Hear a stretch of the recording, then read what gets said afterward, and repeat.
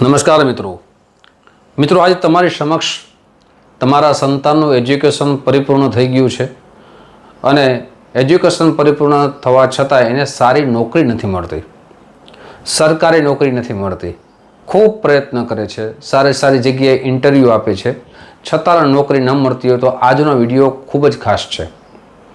સાથે કયા યોગના કારણે, કયા ગ્રહોના કારણે નોકરી ન મળવાના કારણ બનતા હોય છે, સાથે એના કયા ઉપાયોથી સરકારી નોકરી અથવા પ્રાઇવેટ જોબ આપણા જીવનમાં એના યોગ સર્જન થાય છે. સવિસ્તાર સાથે તમારી સમક્ષ ચર્ચા કરવા જઈ રહ્યો છું. મિત્રો, સરકારી નોકરી માટે બે ગ્રહો ખૂબ જ મજબૂત હોવા જોઈએ. સૌથી પહેલાં શનિ ભગવાન અને પછી સૂર્ય ભગવાન. શનિ ભગવાન જો મજબૂત જન્મકુંડળીમાં હોય તો આવા જાતકોને સારી નોકરી મળે છે.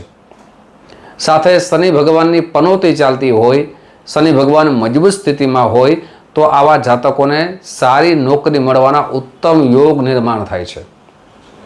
સાથે શનિ ભગવાન જો કોઈ શુભ ગ્રહ સાથે હોય, આમ તો ચંદ્ર સાથે શનિ હોય તો વિષયોગનું નિર્માણ કરે છે, પણ શનિ ભગવાન જો સૂર્ય ભગવાન સાથે હોય એ પાપ ગ્રહની ગણતરીમાં છે, પણ આવા વ્યક્તિને પણ સારી નોકરીના યોગ નિર્માણ કરે છે. એક સરકારી યોગના કારક ગ્રહ સૂર્ય માનવામાં આવે છે તો એક નોકરીના કારક ગ્રહ માનવામાં આવે છે. સાથે જન્મકુંડળીમાં 6થું સ્થાન અને 11મું સ્થાન. 6થું સ્થાન છે એ નોકરીનું માનવામાં આવે છે, 11મું સ્થાન છે લાભ ભવન માનવામાં આવે છે.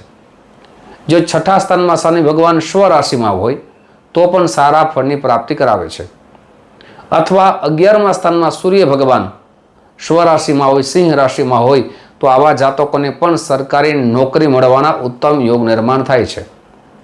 પણ હવે વાત કરીએ ક્યારે નોકરી મળવાના યોગ નિર્માણ થતા નથી, સાથે કેવા જાતકો પોતાનો બિઝનેસ કરે છે, પોતાનો બિઝનેસ કરે છે અથવા ભાગીદારીમાં બિઝનેસ કરે છે અને નોકરી કરતા નથી.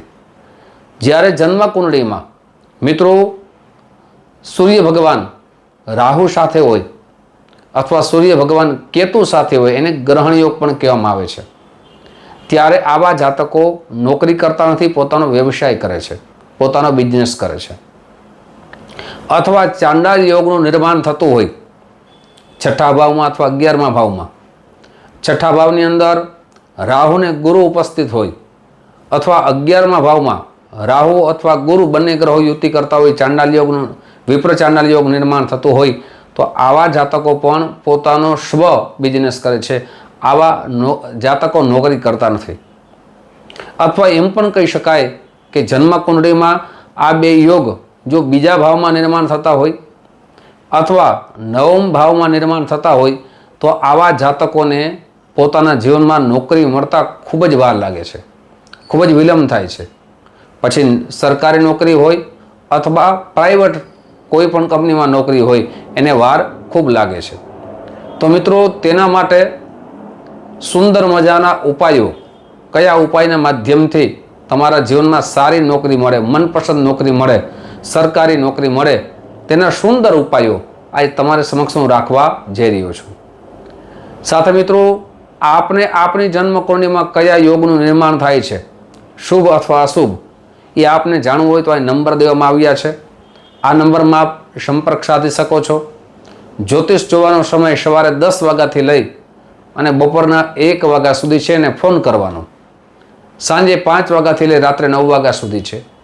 દરેક વિડીયામાં મિત્રો અમે સમયનું સૂચિત કરીએ છીએ, પણ ઘણા બધા મિત્રો પરિપૂર્ણ વિડીયો સાંભળતા નથી, સમય જોતા નથી, ગમે ત્યારે કોલ કરે છે. તો મહેરબાની કરીને મિત્રો સમય સાથે કોલ કરો. સાથે મિત્રો, મારી ઓફિસ જામનગરમાં છે, ગુજરાત જામનગરમાં છે. આપ જામનગરથી ખૂબ દૂર રહેતા હો તો તેના માટે ઓનલાઈનની સુંદર વ્યવસ્થા રાખી છે. આપનું નામ, જન્મ તારીખ, જન્મ સમય, જન્મ સ્થળ આ વોટ્સઅપ નંબરમાં મોકલી આપશો, સુનિશ્ચિત દક્ષિણા મોકલી આપશો એટલે આપને કુંડળી વિશે દરેક પ્રકારની માહિતી દેવામાં આવશે.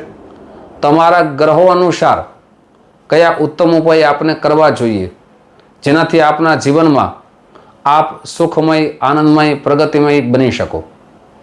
સાથે મિત્રો, જન્મકુંડળી બતાવવા માટે આપનું નામ, તારીખ, સમય, સ્થળ હોય તો જ જન્મકુંડળી નીકળે છે. જો આપણી પાસે સમય ન હોય, તારીખ ન હોય તો આપણે રૂબરૂ ફોન કરીને મુલાકાત કરવાની રહેશે. મિત્રો, હવે વાત કરીએ ઉપાયોની.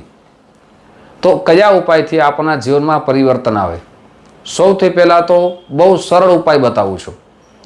આપને રોજ આપના માતા પિતાના ચરણ સ્પર્શ કરી અને કોઈ પણ કાર્યનો આરંભ કરવો જોઈએ. ચરણ સ્પર્શ થઈ ગયા પછી રોજ સૂર્ય ભગવાનને જલ ચડાવવું જોઈએ. સાથે સાયંકાલના વિશે એક શનિ ચાલીસાનો પાઠ અવશ્ય કરવો જોઈએ, અથવા શનિ ભગવાન અથવા હનુમાનજી મહારાજના દર્શન કરી અને હનુમાન ચાલીસા અથવા શનિ ચાલીસાનો પાઠ કરવો જોઈએ. શનિવારના દિવસે આપની શક્તિ અનુસાર અન્નનું દાન કરવું જોઈએ. સાથે બીજ મંત્ર આપું છું મિત્રો શનિ ભગવાનનો. રોજ સાંજના ભાગમાં એક માળા કરો તો ઉત્તમ છે. ઓમ પ્રામ પ્રીમ પ્રોમ શઃ શનિશ્ચરાય નમઃ. આ મંત્રની રોજ એક માળા કરો. આપના જીવનમાં શનિ ભગવાન ખૂબ જ સારા ફળની પ્રાપ્તિ કરાવશે. સાથે નોકરી તો આપને અપાવશે, પણ આપની જન્મકુંડળીમાં મહાદશા ખરાબ ચાલતી હોય, સાથે અંતરદશા ખરાબ ચાલતી હોય તો પણ આપને લાભ થશે. રવિવારના દિવસે મિત્રો આદિત્ય સ્તોત્રનો પાઠ કરો. રવિવારના દિવસે લાલ કલરની વસ્તુનું દાન કરો. રવિવારના દિવસે અથવા રોજ લાલ કલરના રંગનો વધારે ઉપયોગ કરશો, આપણા માટે ઉત્તમ બની શકે છે.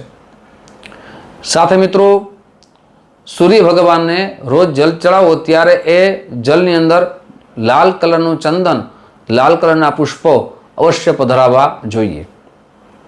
આ રીતે ઉપાય કરશો તો આપણા જીવનમાં ઉત્તમ ફળની પ્રાપ્તિ થશે. આપ જે નોકરીની રાહ જોઈ રહ્યા છો, ઘણો સમયથી આપ ઇન્ટરવ્યૂ દઈ ચૂક્યા છો, છતાં ઇન્ટરવ્યૂમાં પાસ થતા ન હોય તો આ ઉપાય અવશ્ય કરજો, જેનાથી આપની નોકરી સારી વહેલાસર આપને મળી શકે. મિત્રો, આજે તમારી સમક્ષ નોકરી વિશે અને સરકારી નોકરી વિશે વિશેષ ચર્ચાઓ કરી છે. સાથે મિત્રો આવી જ જાણકારી જે આપને ઉપયોગી આવે તમારી સમક્ષ મૂકતો રહીશ. આપ જે માધ્યમથી આ વિડીયો જોતા હોય તો યુટ્યુબના માધ્યમથી આ વિડીયો જોતા હો તો જરૂર અમારા ચેનલ સબસ્ક્રાઈબ કરી લેજો, જેનાથી આવી નવી નવી જાણકારી આપને પ્રાપ્ત થઈ શકે. ફેસબુકના માધ્યમથી આપ પેજના માધ્યમથી આ વિડીયો જોતા હો તો અમારા પેજને ફોલો કરી લેજો. મિત્રો, ફરીથી મળશું. આપ સૌને મારા જય શ્રી કૃષ્ણ, મહાદેવ હર.